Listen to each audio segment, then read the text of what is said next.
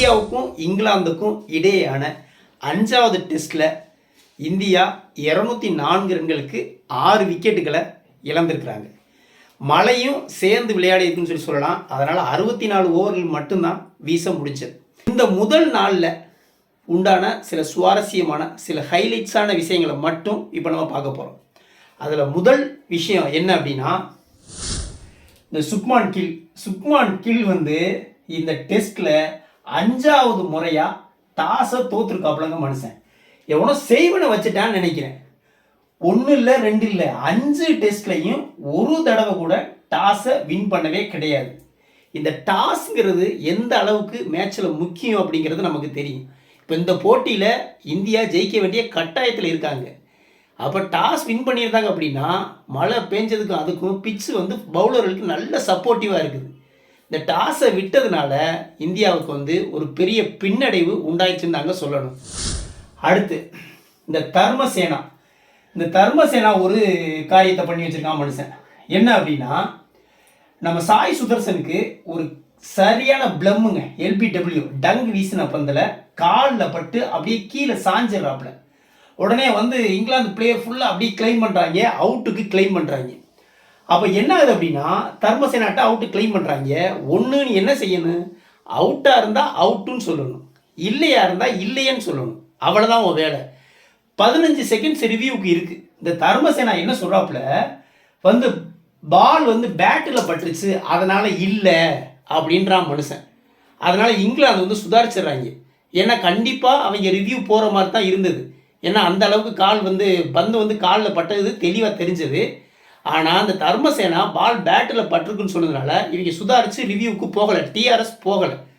மறுபடியும் ரிவ்யூவில் காட்டுறான், பந்து வந்து பேட்டில் இன்சைடு பட்டு காலில் படுது, அதனால் நாட் அவுட். இப்போ இந்த தர்மசேனா கம்முன்னு இருந்திருந்தாப்புல அப்படின்னா இவங்க TRS ரிவ்யூ போயிருப்பாங்க. ஒரு ரிவ்யூ வந்து அவங்களுக்கு வேஸ்ட்டாக போயிருந்துருக்கும். அதை இந்த தர்மசேனா கெடுத்து விட்டான் மனுஷன். 3வது சுப்மான் கில் ரன் அவுட்டுங்க. எப்படிப்பட்ட முக்கியமான நேரம், என்ன நேரத்தில் என்ன பண்ணுறோம். நான் ஏற்கனவே சொல்லியிருக்கேன், வந்து ரன் அவுட்டுங்கிறது டெஸ்ட் போட்டியில் ரன் அவுட்டுங்கிறது சூசைடுக்கு சமமானதுங்க. உடம்புல கல்லை கட்டிக்கிட்டு கிணத்துல குதிக்கிறதுக்கு சமம். அதுவும் எப்படியாப்பட்ட நேரம், இந்தியா ஆரம்பத்திலேயே 2 விக்கெட்டை இழந்துட்டாங்க. யார், ஜெய்ஸ்வால், KL ராகுல் சொற்ப ரன்களை இழந்துட்டாங்க. இக்கட்டான நிலைமையில் இருக்குது இந்திய அணி. சுப்மான் கில் வந்து நல்லா ஆடி 70க்கு மேலே கொண்டு வந்துட்டாப்புல. பால்லாம் நல்லா மிடில்லே படுது. சுப்மான் கில்லுக்கு ஒரு மிகப்பெரிய ஸ்கோர் அடிப்பாப்புல அப்படி நம்பிக்கிட்டு இருந்த வேலையில் இங்கிலாந்துக்காரங்களும் வந்து சுப்மான் கில்லை எப்படியாவது அவுட் ஆக்கிடணும், சுப்மான் கில்லை விட்டால் பெரிய டேஞ்சர் ஆகிடும் அப்படின்னு அவங்க நினச்சிருக்காங்க. இந்த நேரத்தில் சும்மா ஒரு பாலை தட்டி விட்டுட்டு அப்படி மூவ் ஆகி தேவையில்லாமல் ரன் அவுட்டுங்க. இதெல்லாம் ஏற்றுக்கவே முடியாது. சும்மா பால் அப்படி தட்டி விட்டு பொதுவாகவே 4-5 ஸ்டெப் போயிட்டு வர்றது சில பேட்ஸ்மேன் வழக்கமாக வச்சுருப்பாங்க. அந்த மாதிரி போயிட்டு வர்றதில் ரன் அவுட்டு, தலையை தொங்க போட்டு வெளியே போகிறாப்புல மனுஷன். சுப்மான் கில் இது வந்து ஒரு கேப்டனுக்குரிய அழகு இல்லை நம்மளை கேட்டால்.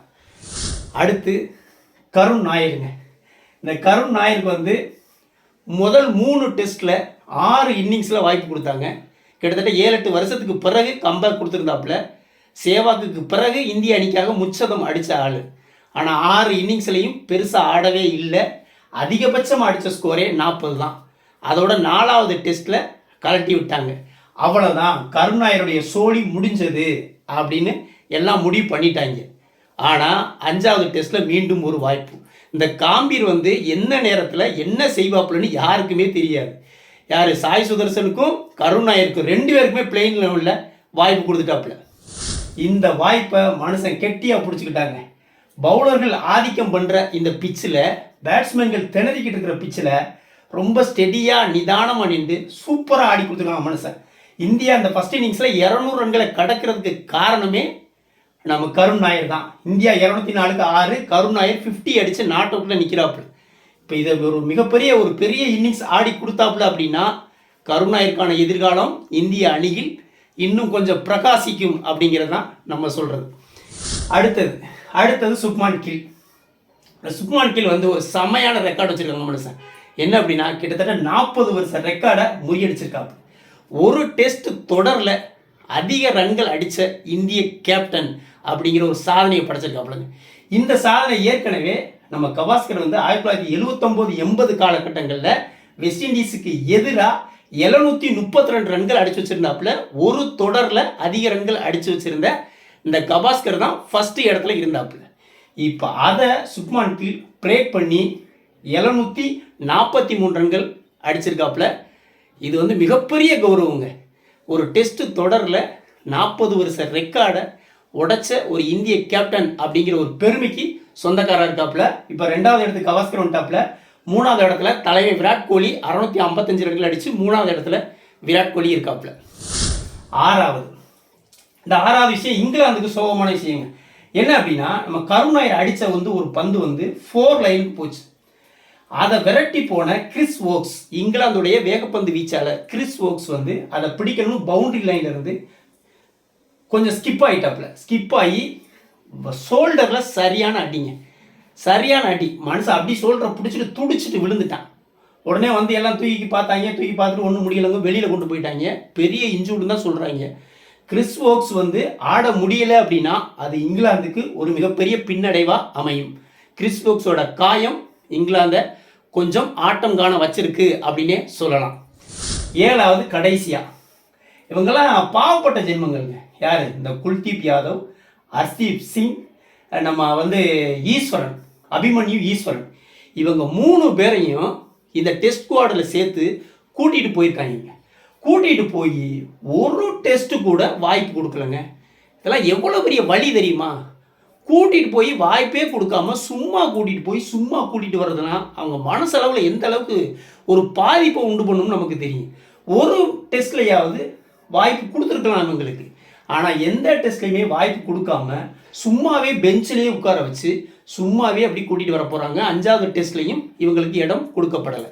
இந்த குல்தீப் யாதவை எல்லாரும் வந்து முன்னாள் பிளேயர்கள் எல்லாரும் வந்து கண்டிப்பாக வந்து பிளேயிங் லெவலில் எடுங்க, இவர் வந்து இங்கிலாந்து பேட்ஸ்மேனுக்கு அச்சுறுத்தலாக இருப்பார் அப்படின்னு எக்கச்சக்கம் பேர் சொல்லிட்டாங்க. ஆனாலும் காம்பீர் காதலே வாங்கலை, குல்தீப் யாதவுக்கு வாய்ப்பு கொடுக்கல. 2வது வந்து அபிமன்யு ஈஸ்வரனுக்கு வந்து உள்ளூர் கிரிக்கெட்டில் அவ்வளோ ரன்கள் குமிச்சு வச்சிருக்கான் மனுஷன். அவருக்கும் ஏதாவது ஒரு வாய்ப்பு கொடுத்துருக்கலாம், அதையும் கொடுக்கல. இந்த ஹர்தீப் சிங் வந்து ரொம்ப ஆசையோடு வந்திருப்பாப்புல. 4 டெஸ்ட்டை விடுங்க, இந்த 5வது டெஸ்ட்டில் பும்ராவும் ஆடலை. கன்ஃபார்மாக ஹர்தீப் சிங்க்கு பிளேயிங் லெவலில் இடம் உண்டு அப்படின்னு நினச்சிக்கிட்டு இருந்த நேரத்தில் ஹர்தீப் சிங்குக்கும் வாய்ப்பு கொடுக்கல. 3 பேரையும் புறந்தள்ளி சும்மாவே பெஞ்சிலே உட்கார வச்சு பெஞ்சிலேயே நாட்டுக்கு திருப்பிட்டாங்க. இந்த டெஸ்ட்டில் என்ன ஆக போகுதுன்னு தெரியல. சீரீஸை இழந்தால் கண்டிப்பாக காம்பீரை வச்சு செய்வாங்க அப்படிங்கிறதுல எந்த மாற்று கருத்தும் கிடையாது. வீடியோ பிடிச்சிருந்தா லைக் கமெண்ட் பண்ணுங்கள், குறிப்பாக சப்ஸ்கிரைப் பண்ணுங்கள். மற்றும் ஒரு வீடியோவில் சந்திப்போம்.